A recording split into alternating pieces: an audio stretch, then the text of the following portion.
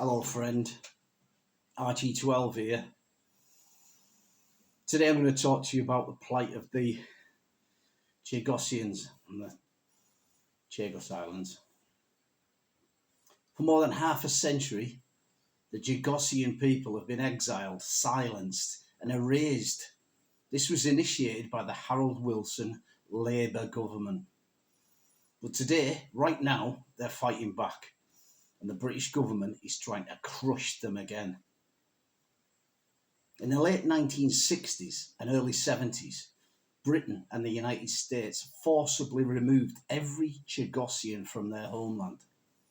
Families were rounded up, people were shipped out like cargo, reminiscent of the slave trade.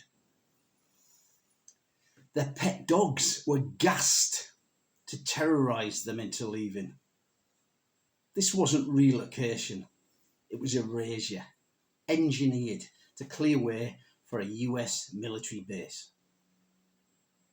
For decades, Chagossians lived in poverty in Mauritius, the Seychelles, and later in the UK, like second-class citizens.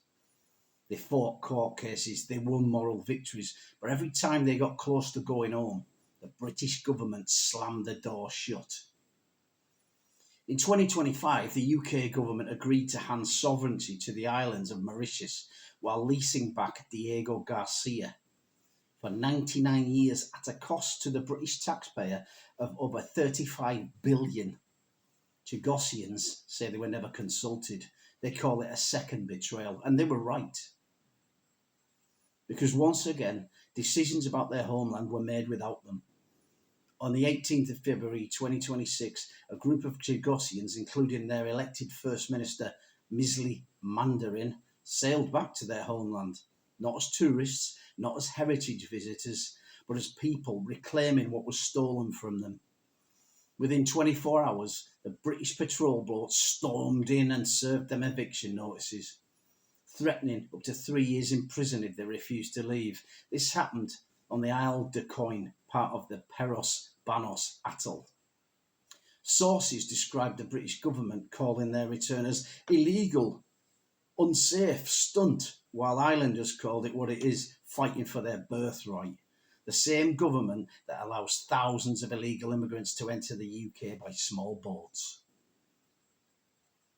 Misli Mandarin told reporters he was prepared to go to jail rather than abandon his homeland again. He stood beside his father, a man born on the islands, exiled once already, now threatened with exile a second time. GB News broadcast footage of British patrols serving papers to islanders both on land and on boats, ordering them to leave immediately or face arrest. This is happening today, right now in 2026. A community exiled in the 1970s being exiled again. The UK calls these people illegal. How can you be illegal on the land your ancestors lived in for generations? How can you trespass on your own birthplace? This isn't about safety. This isn't about procedure. It's all about power and the fear that if the Chagossians return, the world will finally see the truth Britain has tried to bury. The Chagossians are done waiting. They're done begging. They're going home, with or without permission, and now it's on us. Share this video. Tell the story, expose what's happening, because silence is exactly what allows this injustice to survive for 50 years. And silence is what the powerful are counting on today.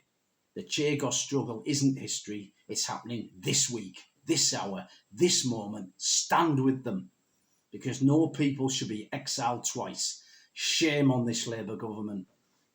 RG12 out.